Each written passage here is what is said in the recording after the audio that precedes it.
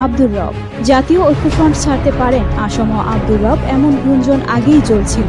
এবার সেই গুঞ্জন সত্যি করে নানা নাটকীয়তার পর ঐক্যফ্রন্ট ত্যাগ করার সিদ্ধান্ত নিয়েছেন জোটের শীর্ষ নেতা আসম আব্দুর রব। এক সময়ের জনপ্রিয় এই নেতার পদত্যাগের বিষয়টি 25 নভেম্বর সকালে সাংবাদিকদের কাছে নিশ্চিত করেছেন আসম আব্দুর রবের স্ত্রী ও জেএসডি সভাপতি তানিয়া রব। সূত্র বলছে, ঐক্যফ্রন্টের সঙ্গে বিএনপির মনোনয়নের দর কষাকষি নিয়ে আসম আব্দুর রবের অনেকদিন ধরেই মতবিরোধ চলছিল। বিশেষ করে রবের লক্ষ্মীপুরের আসনটি নিয়ে বিএনপির সাথে চরম বিরোধ প্রকাশ্যে রূপ নিয়েছে। বিএনপি কিছুতেই ওই আসনটি ছাড়তে রাজি নয়। শুধু তাই নয়, এমন অনেক আসনই রয়েছে যেগুলো ঐক্যফ্রন্টের নেতাদের ছাড় দিতে অস্বীকৃতি জানিয়েছে বিএনপি। এর ফলশ্রুতিতে ঐক্যফ্রন্টের অভ্যন্তরে ফাটল দেখা দিয়েছে বলেও সূত্র নিশ্চিত করেছে।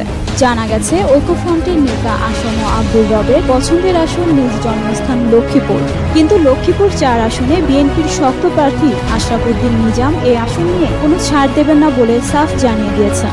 এদিকে দল টিকিয়ে রাখার স্বার্থে বিএনপির পক্ষ থেকেও লক্ষ্মীপুর 4 আসন ছাড় দেওয়া সম্ভব নয় বলে ঐক্যফ্রন্টকে স্পষ্ট জানিয়ে দেওয়া হয়েছে। এতে আসম আব্দুর রব চরম সংক্ষুব্ধ হয়েছেন। এই প্রবীণ নেতা মনে করেন, লক্ষ্মীপুর 4 আসনে তার মনোনয়নের বিষয়ে বিএনপি আপত্তি তুলে তাকে চরম অপমান করেছেন। এ প্রসঙ্গে আসম আব্দুর রবের স্ত্রী তানিয়া রব বলেন, বাংলাদেশের রাজনীতিতে রবের অবদান সবার জানা। তার দীর্ঘ রাজনৈতিক জীবনে কখনো মনোনয়ন নিয়ে তাকে এভাবে অপমানের সম্মুখীন হতে হয়নি। বিএনপি লক্ষ্মীপুরের আসন ছাড় দিতে অস্বীকৃতি জানিয়ে তার মতো প্রবীণ নেতাকে চরম অপমান করেছে। তাই আসম আব্দুর রব সিদ্ধান্ত নিয়েছেন তিনি আর ঐক্যফ্রন্টে থাকবেন না। এদিকে জাতীয় ঐক্যফ্রন্ট সূত্রে জানা গেছে, ঐক্যফ্রন্টের শরিক দলগুলো যার যার মতো নিজেদের চাহিদা অনুযায়ী তালিকা তৈরি করেছে।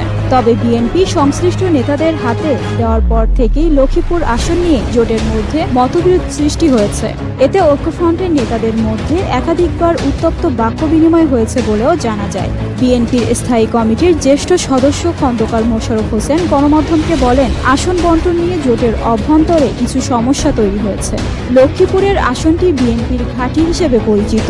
এখানে রব সাহেবকে ছাড় দেওয়ার কোনো সুযোগ বিএনপির নেই। বৃহৎ স্বার্থে বিষয়টিতে রব সাহেব ছাড় দেবেন বলেই আমি বিশ্বাস করি।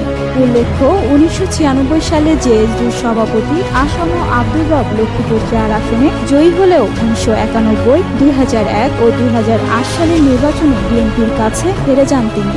এবার ঐক্যফ্রন্টের হয়ে এই আসনে ধানের শীষ প্রতীক নিয়ে লড়তে মরিয়া ছিলেন এই নেতা, কিন্তু তা মানছে না জাতীয় ঐক্যের বৃহৎ শরিক দল বিএনপি।